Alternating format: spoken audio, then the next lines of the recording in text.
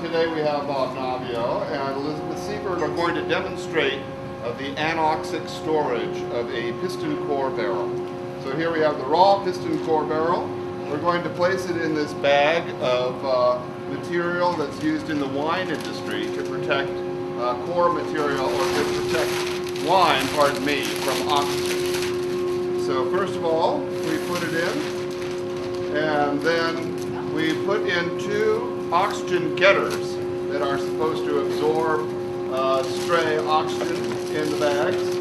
And one of them is shaken down to the bottom of the core barrel, and the other one is placed near the top.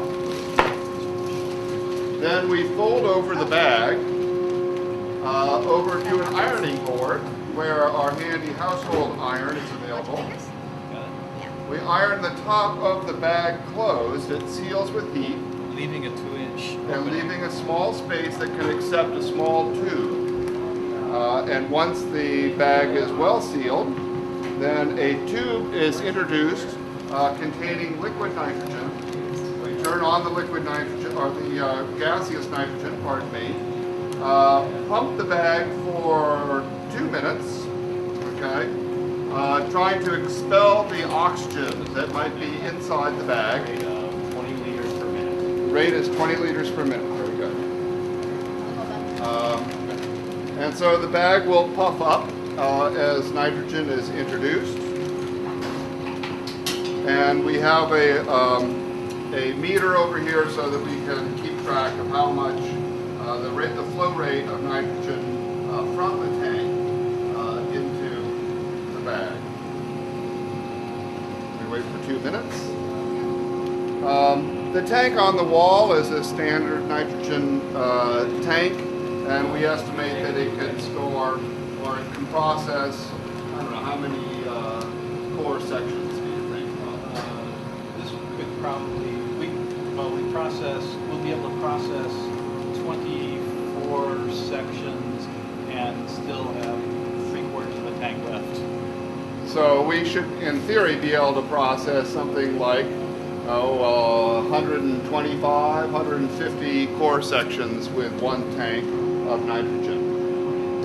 The bags have been cut and measured by hand, but apparently the company that sells the bag material can provide it in sealed and cut tubes so that we can then just cut off the amount that we need. So the bag is getting full, and now we bring the bag over, lead it carefully. One issue is that the bag material is fairly fragile, so we want to be very careful with it. Now we remove the tubing with the nitrogen and insert a tube from a vacuum pump. Turn off the nitrogen at the tank and begin to pump what we hope is mostly just nitrogen out of the bag to form a very nice tight vacuum seal. And at the end of the process, or at the end of this initial process, we will remove the vacuum tube and then very quickly seal the end with the iron against the ironing board. Again, the purpose for this? And the purpose of this is to keep the sediment inside of the piston core tube in a completely anoxic state, because we know that oxygen can cause all kinds of chemical transformations in the sediment, and so these cores were originally buried in the seafloor without any oxygen present, and we're trying to maintain that particular state as long as possible.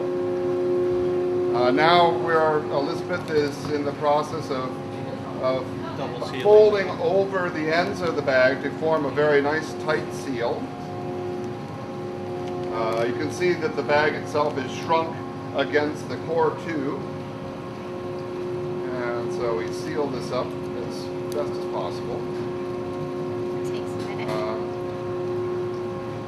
The material seals quite well, except if you have tape on it or some other kind of material. Insulates, Yeah, that insulates the material and prevents the iron from working efficiently at sealing the bag. I'm not sure what else to say. What do you think about all this? Honestly, this is probably about as good a method as there is out there. The only way to really improve this methodology would be have a better method of preventing abrasion of the bags after we seal them. The seal is good as we maintain it. The problem is the fact that if you rub it against sharp metal or rough surfaces, you have a potential of ripping, tearing, puncturing the bag. So, padding your sealing area and getting some sort of wrapping around the bags for storage, particularly on a ship where it rocks, is very important. We have, okay, now we are in the final stages, which is that we have improvised with saran wrap. We are wrapping the bottom of the core barrel with saran wrap, which does two things. One is that it folds the excess bag material into a tighter cylinder, and the other is that it hopefully reduces the susceptibility of the bag to being punctured by the abrasion that Jesse mentioned. Now we do have two alternative ideas about how to improve the method. One is to use the plastic farts that we have over here on the wall, which are basically just pieces of PVC pipe that we could insert the cores, the wrap cores into. And then the other idea, which I think may actually be better, would be to construct some canvas bags that we could insert the core tubes into. And those would be easily transportable and would still provide the protective function. Okay. All right, and that's it. Thank you very much. That was the RV Melville core wrapping and storage demonstration.